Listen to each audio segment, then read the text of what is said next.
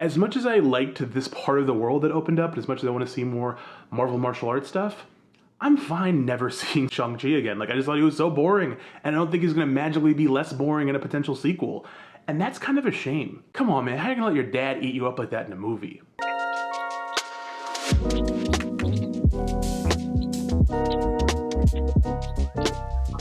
Hi everyone, I'm Dom Griffin. I'm a film critic and you're watching the Armchair Auteur. This is an ongoing video series I do where we talk about new movies, old movies, screenplay analysis, television series reviews, that sort of thing. So if you like movies and you like movie adjacent popular culture and you like to see somebody pick those things apart, you're in the right place and you should consider subscribing. Today, I'm reviewing Shang Chi and the Legend of the Ten Rings, the newest MCU franchise entry starring Simu Liu, Awkwafina, Tony Leung, and other people. It's the new Marvel movie. It's time. We have to do this every few months. I've reviewed a lot of Marvel movies on the channel. I've reviewed a lot of superhero movies on the channel in general. And this one I had very little interest in seeing. Going into it, I was not excited. I like Shang-Chi as a character. There are some Shang-Chi comics I'm a fan of, and I like the fact that they're making a movie with him. I think it's pretty cool, but nothing about the trailer or the casting or any of the things involving this movie made me excited to want to see it. My stance on Marvel movies at this moment is essentially Werner Herzog's stance on WrestleMania. Because you must not avert your eyes. This is what is coming at us. You have to see these things. They're important to the modern pop culture landscape. You can't just avoid them or pretend they don't exist. They're not going anywhere. So we have to engage with them and give them a chance every time one comes out. This newest one stars Simu Liu as Shang-Chi, who is in the comics the master of Kung Fu and one of Marvel's cooler inventions over the several decades they've existed. And in the comics, one of the things about Shang-Chi as a character is that his father is like a villain. And in the comics, his father is always like Fu Manchu, I believe. It's sort of like this very stereotypical Asian character that is obviously very problematic.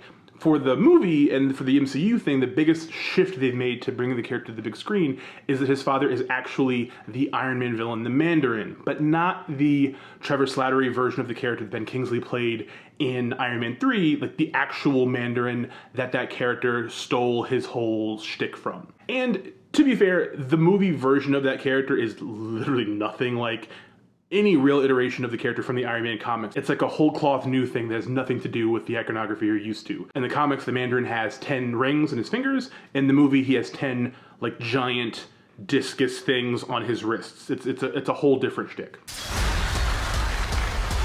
His father is a super evil dude played by legendary actor Tony Leung, and he runs away from his father's evil empire to try to build his own life in America, but his father comes calling, and he has to reckon with his legacy. This being a Marvel movie, and there being very strict expectations not to spoil things, I won't go deeper into the plot than that because it's not very important. Suffice to say, I did enjoy the movie. I was really not looking forward to this one. I know I say that about some movies, but this one I really thought was just going to be super mid. For one primary reason. When they picked a director for this movie, they picked Daniel Destin Cretton, who is a fantastic director of small, intimate dramas. I love Short Term 12. I love Just Mercy. I think he's a very talented guy. But nothing in his filmography suggested that he would be good at lensing action. And the entire reason you make a Shang-Chi movie, in my opinion, is the action. He's called the master of Kung Fu. You want to see him kicking and punching people. I don't really need anything else from a movie about that guy, you know what I mean? It's the same way with the upcoming Blade movie. I just want to see Blade kill vampires. I don't need lore, just have him fight stuff. So I went in with the expectation that it would be a typical, flat, boring Marvel movie, and it's not that. But it definitely does have more going for it than I anticipated going in. There's three core things about the movie that really floored me and made me like it more than I expected. Thing one is the action itself.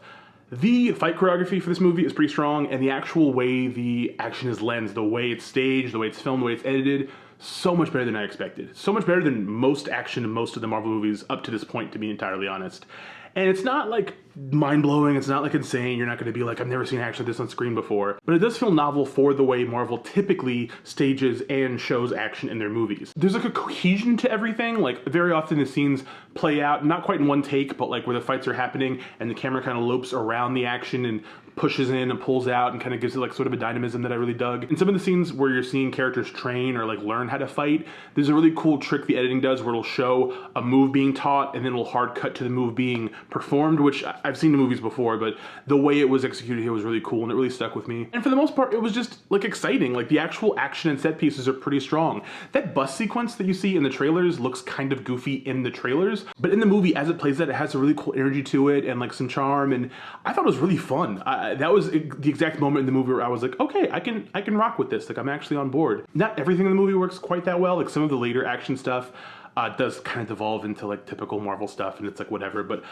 I was very pleasantly surprised by that. And if you were not interested in seeing Shang-Chi like I was because you thought the fights would suck, the fights don't suck. They're pretty good. Also, no heavy shade to Doctor Strange, which is like an okay movie with like some cool visual things, but is otherwise kind of boring. I liked that Shang-Chi is a Marvel solo character origin movie that doesn't feel like every other Marvel character solo origin movie.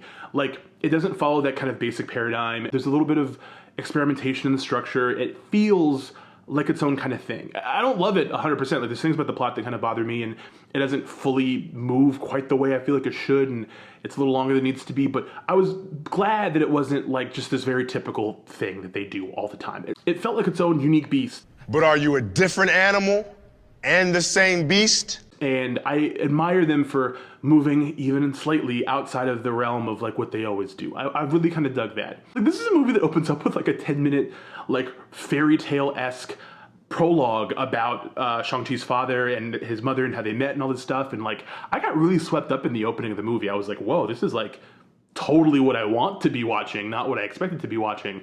And then of course it has to hard cut to like Shang-Chi's actual life and some other things we'll get into later, but for moments here and pockets here, there's stuff that happens where I was like, I'm actually into this. This feels unique enough to where I have to give it some props. And thirdly, the main thing I have to applaud this movie for is Tony Leung's performance as the Mandarin. He is so good. I went into this movie assuming that he was just taking a paycheck and he would just sleepwalk through the movie, which as a giant Wong Kar-wai stan, I was perfectly fine supporting. If he wanted to show up and collect a Disney check and just like jerk off for 2 hours, I'd clap. I'd clap hard. But he actually delivers one of the best performances in any MCU movie to this date. It's up there with Michael Keaton in Homecoming. It's one of the best performances I've seen in probably any superhero movie.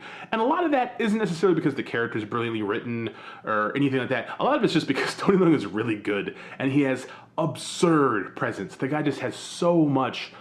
He's such a movie actor. Like, you know what I mean? Like the things he does with his eyes and the things he does with just looking at shit and just the things he does with silence, like even in a movie like this, even in like, you know, a Marvel movie, he still brings that same level of intimacy and intensity and heart and like, it's just crazy. Like that's just how good he is. Like some actors are so good that they could be like in a trauma movie and they'd still be Academy Award worthy. You know what I mean? And that's fantastic. And a caveat to that is that as much as I love Tony Leung in this movie, I have to give Simu Liu his props for how strong his physicality was. As Shang-Chi, in the fights, in some of the quieter moments, he has really good presence and he actually really seems like a strong physical actor. Like just the way he looks in the fights and all the moments between people where he's not having to talk or be a character kills it. I was like, oh, okay, I can kind of get why people wanted him in this role. I can get why he was so excited to show off for people. Like the guy's got the stature necessary to play this kind of character. He has a real presence about him that I quite liked. But the rest of his performance,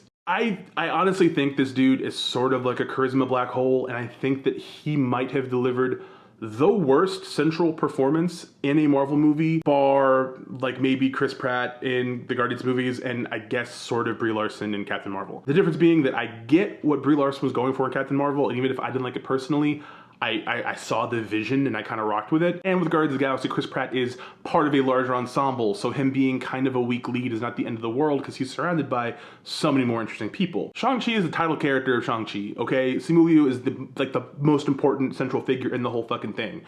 So the fact that his character feels kind of underwritten and feels kind of flat and feels kind of like just there, and that his performance doesn't do anything to like enhance that, is a weakness. So much of the movie centers around him and also his friend played by Awkwafina, and I like Awkwafina a lot in The Farewell, and she has a supporting turn in a kind of crappy movie I reviewed on the channel early this year that I don't remember the title of. I'll just cut to it or show the thumbnail on here. I don't remember the name of the movie, but she was pretty okay in that. But everything else she does annoys the shit out of me. Her entire thing of like getting famous using a black scent, pretending that's how she really talked, and the minute she gets on, like just dropping it entirely, like everything about Awkwafina annoys the fuck out of me. So having these two people be the people we're on this journey with throughout the story was maddening. I'm sorry, like it's just, the minute the movie cuts away from the cool prologue of Tony Leung's like history and like how he came to become this dude's father. I just could not understand how this movie expected me to care about these two people when the comic relief outsider person who's supposed to show us how magical this world is, Awkwafina's character, is just grating. And then Shang Chi is he's just so flat and so bland and like just such a like cipher, so to speak. Like there's just nothing about him that really spoke to me. And like obviously it's very important that at this moment I point out that like this movie probably is going to have some important power for Asian American audiences who don't feel centered in mainstream movies and stuff like that. And like, obviously, it's not my place to talk about how it didn't speak to me. Like, I get that. I'm pretty sure there are going to be people for whom his performance is like fantastic just based on representation alone. So I don't want to take that away from people, but you have to have more than that for it to like be good. And like Disney as a brand has been doing this thing in the Marvel movies and everything they do, where they as a studio, like as a thing, have like taken so long to ever give anyone real representation that now every time they give somebody a new like demographically portioned, you know, sort of like crumb of representation, of inclusion, that everyone has to take that and like just guard it with their lives and fight to the death to defend this movie regardless of quality. And like, it is a sad thing that, you know, if you put like one gay character in the background of one scene of a new Disney movie, and that like you can't criticize the movie because it's as if you're criticizing that element of representation or inclusion. In interviews to promote this movie, Simu Liu has really kind of like put his foot in his mouth several times, primarily in trying to present himself as being like a new figure in terms of representation for Asian people, as if Asian people haven't had like tons of other famous actors and characters leading up to this movie.